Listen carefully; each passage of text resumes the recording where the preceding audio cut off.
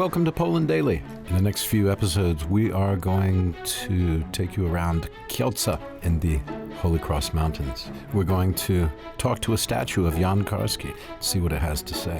We are going to see the bishop's palace in all its splendor. And we'll look at a Stone Age quarry on the edge of town where Cro-Magnon man lived once upon a time, and where we live now. After that, we'll stay the night in a beautiful fortress. Yes, we're going medieval, not only with the fortress, but also with two castles, Mirov and Bobolice. These are twin castles over on the edge of Silesia. That is where Świętokrzyskie gives way to Silesia. Mirov is being renovated, and Bobolice is the splendid finished product. So, lots of excellent stuff ahead. Stay with us for more of Poland Daily Travel. Why do we do it? We do it for you. Like us on Facebook, Poland Daily Travel, and like us on YouTube at Poland Daily Live. Thanks for watching. We really appreciate it. Hello, everybody, and welcome to the next edition of Poland Daily Travel. It's good to see you. Good.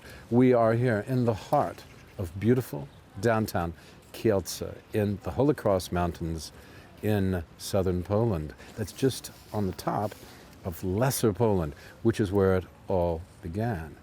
And I suppose it's one of my favorite areas of Poland and of Europe, the Holy Cross Mountains. So it's worth coming to Kielce. It's not the most beautiful town in the world, but it doesn't matter. There are some things about it which are compelling, particularly its location. It's right in the middle of one of the oldest geological parts of geological areas of Poland, in the sense of the mountains, the Holy Cross Mountains being extremely old, millions of years old, and whittled down by time to become the hills that they are now. They're more hills than mountains, that's right. And as always happens, that's the river Świelnica behind me, by the way, which is where the town grew up. And I'm on the crossroads. Before I talk about this gentleman or what this figure represents, the gentleman this figure represents, I will tell you that we're in the center of the town. This is ulica Sienkiewicz. Every town has one. That's named after Henryk Sienkiewicz, the famous writer, and ulica Planty, which is going along the rather tame and bucolic river Świelnica. At any rate, one of the great surprises is when you run across something which is well worth telling in your travels. This figure represents the personage of Jan Karski, and I say personage because he was a huge World War II figure. It is hard to think of people who would be on a higher level in World War II, and I include anyone, than this fellow. I mean, there are other people on that same level, but they don't make them like they used to when it comes to a fellow like Jan Karski. What did he do? Why is he so important? Well, I'm going to read you something. That's why I'm going to keep my phone active, because it's very important what I'm going to read you to tell you something about the measure of the man in his own words. But during World War II, he was working for the Home Army, that's the AK, the Army Krajowa in Poland. He was one of their, one of their main agents, if you will. And he became the prime liaison in the early war with the government in exile in London. This was an important position because what he was charged with was to get the message out of Poland about what the Germans were doing, the kind of atrocities they were performing, the camps they were building, and the people they were murdering, capturing, relocating, in many cases murdering or putting in work camps. Any of you can look up that history, but this fellow, it is hard to encapsulate. He grew up, it's hard to encapsulate exactly what he did in mere words. It makes an Errol Flynn swashbuckling film or a Arnold Schwarzenegger movie look like child's play, child's imagination. What he actually did was personally go into these situations, the camps, the ghettos, on more than one occasion, and report back firsthand. It was not enough to just rely on what people were telling him. He had to do it firsthand. And I'll just read what he said about being smuggled into the Warsaw ghetto. And mind you, he wasn't Jewish. He was brought up a Catholic, but he lived in a Jewish neighborhood, so he always felt a close affiliation. Because if you don't know this about Poland, and a lot of people seem not to know this today, that once upon a time there was a huge Jewish population in Poland and a Catholic population, and they lived very happily side by side. And if you don't believe me, there's plenty of literature on the subject, and I can tell you that that is what indeed Richard Kapuscinski himself told me about growing up in Pinsk, in what is now Belarus, what was then Poland, that people used to just grow up together.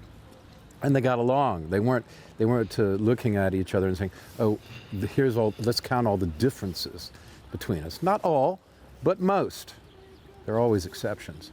Please, there are always exceptions. Everybody knows that. It's not perfect, and one bad apple spoils the bunch, as they say.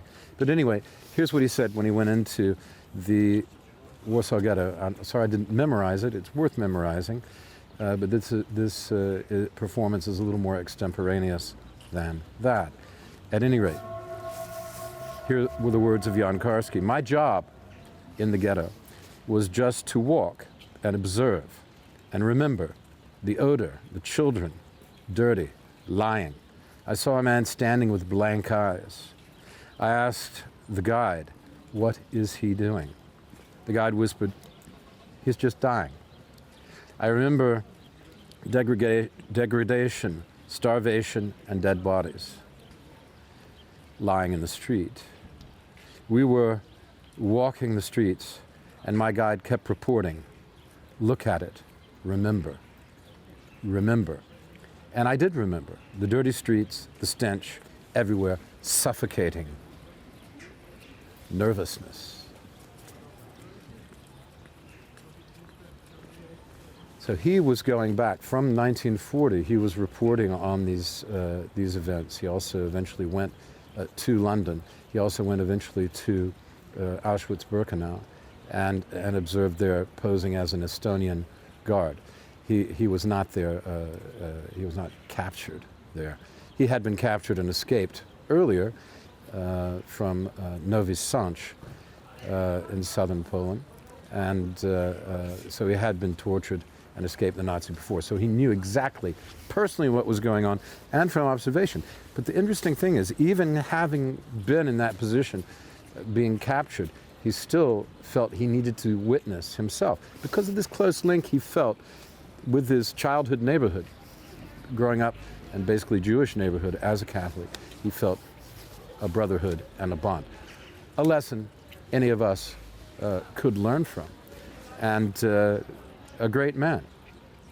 He also went on to go to London and reveal what he had seen in the various places.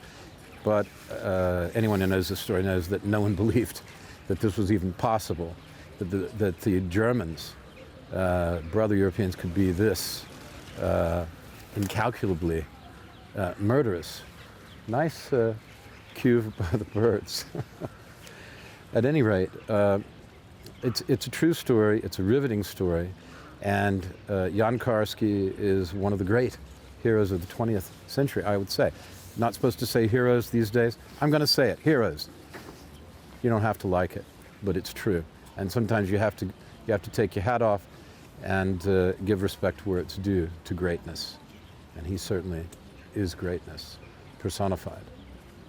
Jan Karski. We're here, we're in Kielce. We're going to go around and look at some more of the city in the Holy Cross Mountains. I'm Will, and thanks for watching.